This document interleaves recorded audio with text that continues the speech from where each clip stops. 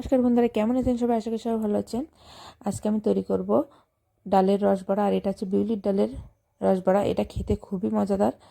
আর এখানে এই বড়াটা তৈরি করার জন্য আমি ডাল নিয়েছি 200 গ্রাম মতো। ডালগুলো ভালো করে আমি ভিজিয়ে দেব।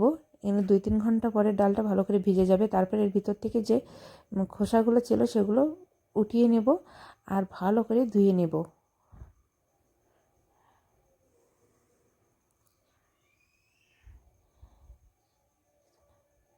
এখানে ডাল আমার ভালো করে ধুয়ে পরিষ্কার করে নেওয়া হয়ে গেছে। এবার আমি এটা মিক্সচারে ভালো করে পেস্ট করে নেব।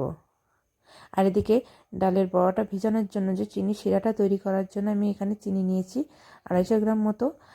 আর এটা এখানে একটা এলাচ দিয়ে ভালো করে জ্বালিয়ে চিনি শিরাটা তৈরি করে নিয়েছি। তারপর এটা ঢেকে রেখে দেব।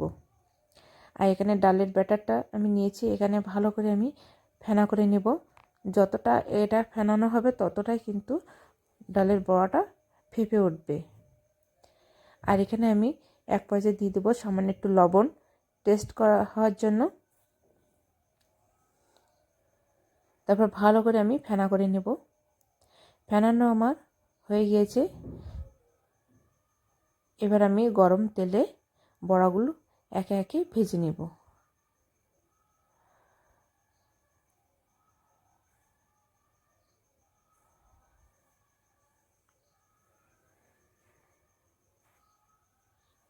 একটু সময় হাতে করে নিয়ে আমি আস্তে আস্তে বড়াগুলো সব লাল লাল করে ভেজে নেব।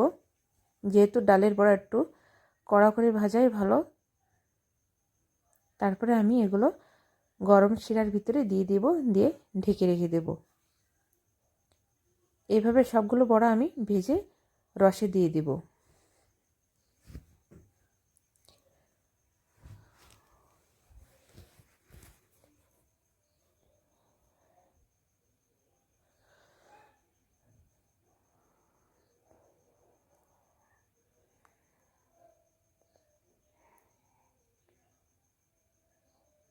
এখানে কিছুক্ষণ পরে দেখেন ভিজে বড়াগুলো সুন্দর রসালো হয়ে গিয়েছে।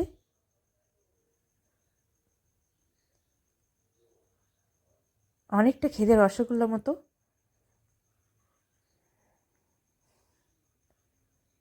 সাধারণত এটা আমরা খেজুরের রসে তৈরি করতাম। এখনও রসটা পাওয়া যায়নি হাতে, এই জন্য আমি চিনির রস দিয়েই তৈরি করছি।